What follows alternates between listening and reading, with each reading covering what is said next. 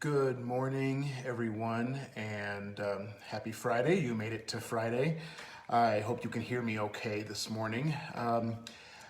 So today I wanted to share something with you that I encountered this last week.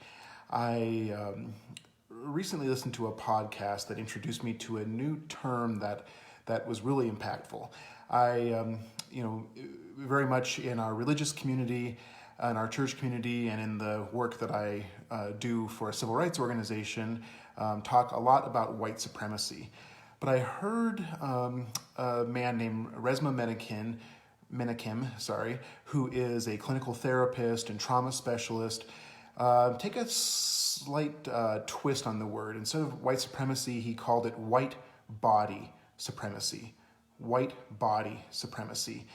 And what the point he's trying to make is that at a point in our history, we decided that the white body was the supreme model, that the white body was best. And that has caused trauma for every human on this planet. It has caused trauma for those who, though he calls them, instead of black bodies of culture, those who are black. It causes trauma for those who are white. And I think it's what he shares is really critical. And I just wanted to share an example of what he's trying to get to. And this is from a podcast that he did with Krista Tippett on being.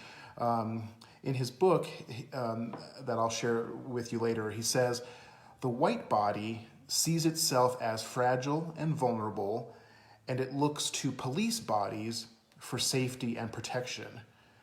It, the white body, sees black bodies as dangerous and needing to be controlled, yet also as a potential source of service and comfort. The black body sees the white body as privileged, controlling, and dangerous. It is conflicted about the police body, which it sees as sometimes a source of protection, sometimes a source of danger, and sometimes both at once. The police body sees black bodies as often dangerous and disruptive, as well as superhumanly powerful and impervious to pain." And this really just kind of scratches the surface of this concept.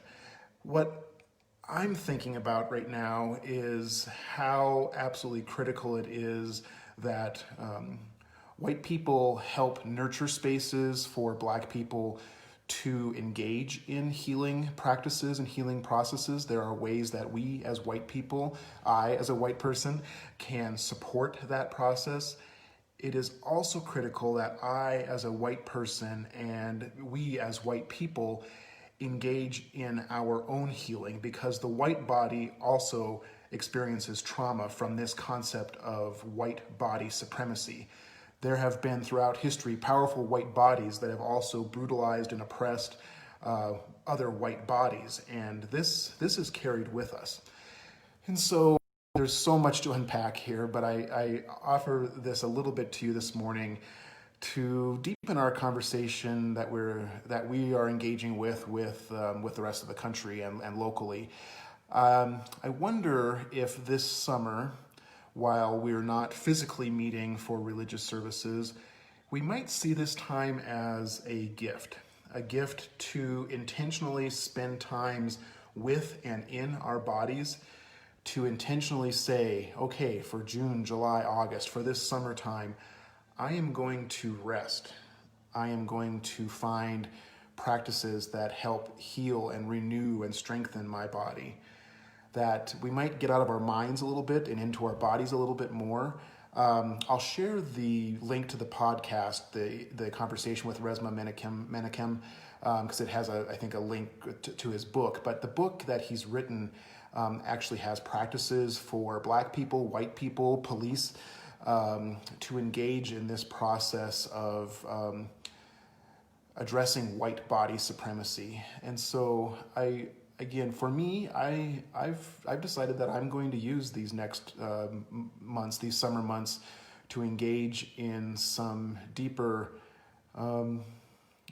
practices to heal my body, to rest my body, to get into my body a little bit, because we spend a lot of time in the intellectual side of white supremacy, the reading, the this and the that. And changing policy is absolutely critical and important, but it also doesn't change what we are as people. There is deeper work that has to be done, and that's Resma's point, and that's what really challenged me, encouraged me, and I offer it to you all. So I hope you have a very good Friday, and I'll post the link to the podcast as well. I wish you a happy Friday. I wish you a weekend of renewal, of rest. Pay attention to your bodies. Have a good weekend. Bye-bye.